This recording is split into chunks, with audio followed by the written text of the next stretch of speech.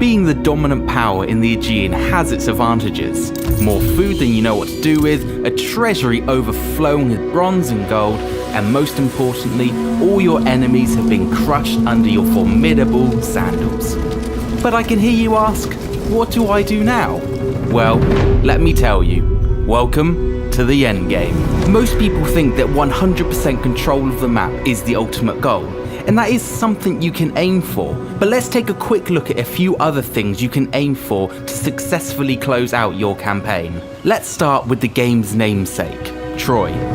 Unsurprisingly, it has the largest local garrison in the game, which also replenishes very quickly outside of battle. When it comes to laying siege to it, come prepared. We're talking multiple armies with a good variety of troops ready to handle any situation. You will need every tactical advantage you can get.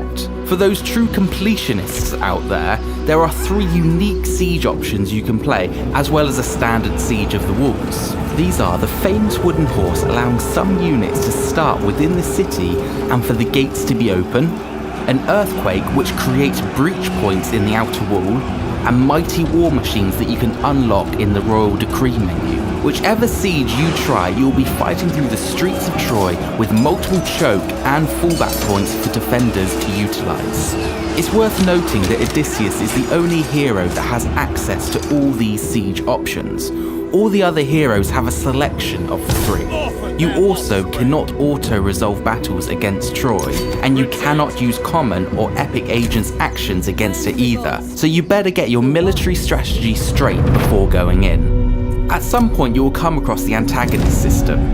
The game will choose a faction which you have slighted one too many times, or just a faction that sees you as a major strategic threat. For the rest of the game, this faction will grow more aggressive towards you. Whenever an antagonist is announced, a button appears in the interface. This will open a special UI panel where you can check the plans and current situations of the antagonist. Epic mission chains are something to really consider for your faction's primary leader. Each faction leader has a series of epic missions which leads them towards iconic weapons and additional traits. A minor spoiler warning if you want to skip over this one and experience them for yourself. These comprise of a series of dilemmas intertwined with certain battles and campaign missions that will shape key aspects of your later campaign. These missions may take you away from your current campaign focus and cause you to go somewhere completely out of your way or fight battles that you may not want to. But do consider prioritizing these epic missions.